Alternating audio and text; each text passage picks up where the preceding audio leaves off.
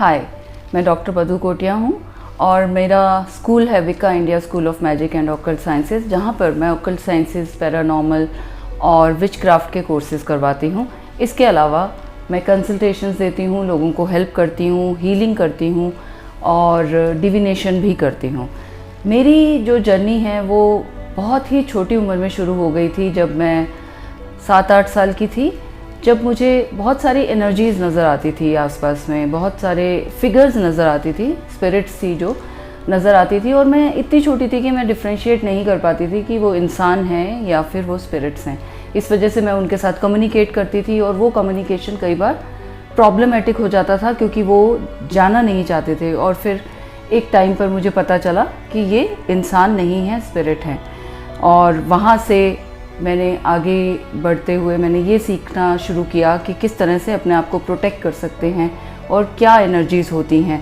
जब मैं 9 साल की थी तो उस वक्त मुझे पता चला कि मैं हीलिंग कर सकती हूँ। जब मैंने अपने पड़ोस में एक छोटे बच्चे के सर पे हाथ रख दिया जिसे बुखार था, और उसका बुखार ठीक हो गया, लेकिन मुझे बुखार हो गया बहुत तेज़।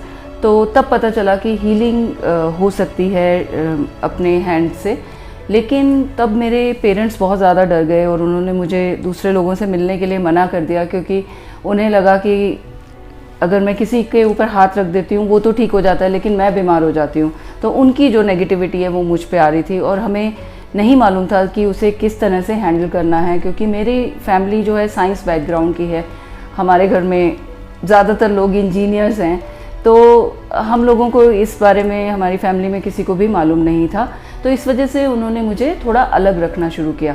लेकिन अलग रहते हुए भी मैं, क्योंकि इस लाइन में मेरा बहुत इंटरेस्ट था, तो मैंने बहुत सारी बुक्स पढ़ी। मेरे फादर इस मामले में मुझे बहुत सपोर्ट किए। उन्होंने मुझे बुक्स ला के दी, उन्होंने मुझे भगवद गीता ला के दी, उन्होंने परमार्थी साखियाँ और बहुत सारी किताबें ला के दी, जिससे मेरा नॉलेज धीरे धीरे बढ़ता रहा। और जैसे जैसे मेरा नॉलेज बढ़ता रहा वैसे वैसे मुझे दूसरी एनर्जीज़ के बारे में भी पता चलता रहा कि एंजल्स होते हैं, गॉड गॉडेसेस होती हैं, एंटिटीज़ होती हैं। और इस तरह से इन सब एनर्जीज़ के साथ में मैं आगे बढ़ती रही और अपनी पढ़ाई कंप्लीट करी। मैंने जामिया से इंजीनियरिंग करी है इलेक्ट्रॉनिक्स में, और उसके बाद में मैंने बहुत टाइम तक कॉरपोरेट में भी जॉब करी, क्योंकि मेरा बैकग्राउंड, मेरी फैमिली का जो है वो टेक्निकल था, साइंटिफिक था। तो बहुत ज़्यादा इस बात को सपोर्ट नहीं करते थे कि आप हीलिंग कर सकते हैं। और जिस वक्त की मैं बात कर रही हूँ उस समय तो हीलर्स ज़्यादा होते भी नहीं थे। लोगों को मालूम नहीं था हीलिंग क्या होती है, लोगों को मालूम नहीं था टैरो क्या होता है। तो इस वजह से बहुत ज़्यादा अच्छे से मैं बता भी नहीं पाई अपने पेरेंट्स को कि मैं ये करना चाहती हूँ। और जब मैंने कोशिश भी करी तो सबको ये समझ में आया कि शायद मैं साधु बनना चाहती हूँ या फिर मैं संन्यास ले लेना चाहती हूँ, क्योंकि उस समय इतनी ज़्यादा अवेयरनेस नहीं थी। लेकिन बाद में जब धीरे धीरे इस बारे में लोगों को पता लगने लगा, अवेयरनेस होने लगी, तो आजकल के बच्चों के लिए ये इजी हो गया बताना कि वो हीलिंग करना चाहते हैं। मगर वो समय जो था मेरा, वो काफ़ी डिफ़िकल्ट था।